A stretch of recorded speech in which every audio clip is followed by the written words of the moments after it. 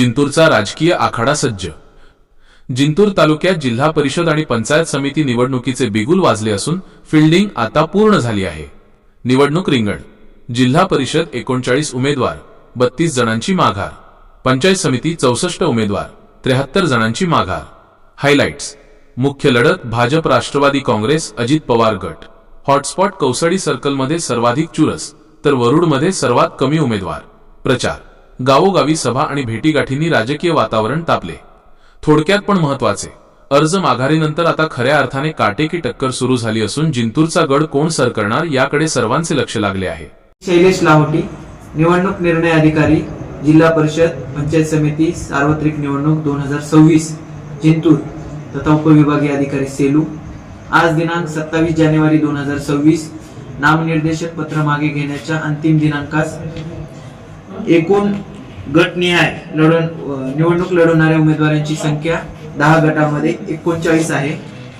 त्यामध्ये सर्वात जास्त निवडणूक लढवणाऱ्या उमेदवारांची संख्या ही कौसडी गटामध्ये 6 आहे, तर सर्वात कमी वरुड गटामध्ये 2 आहे।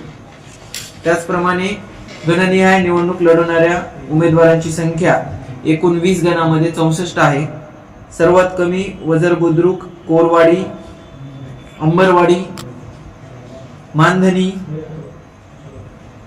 जाम बुद्रुक, वरणा, वस्सा या ठिकाणी प्रत्येकी 2 उमेदवार रिंगणात आहे, तर सर्वात जास्त कौसडी गणामध्ये एकूण 6 उमेदवार रिंगणात आहे। आज त्यानंतर झालेल्या चिन्ह वाटपाची प्रक्रिया अत्यंत शांतपणे पार पडलेली आहे। सर्व उमेदवारांना, अपक्ष उमेदवारांना व पक्षाच्या उमेदवारांना चिन्ह नेमून देण्यात आलेले आहे। एकूण सुरुवातीचा विचार केला असता एकूण गटामध्ये 71 उमेदवार यांचे उमेदवारी अर्ज वैध ठरले होते। त्यापैकी जिल्हा परिषद मध्ये माघार उमेदवारांची संख्या 32 असून एकूण निवडणूक लढवणारे 39, तर पंचायत समितीसाठी एकूण उमेदवार यांचे वैध अर्ज प्राप्त झाले होते, ते वैध ठरले होते ते 137 संख्या होती, तर माघार घेणाऱ्या उमेदवारांची संख्या 73 अशी निवडणूक लढवणाऱ्या उमेदवार पंचायत समितीमध्ये 64 आहे। आजचा विचार केला तर आज एकूण 93 उमेदवारांनी आपले नामनिर्देशन पत्र मागे घेतलेले आहे।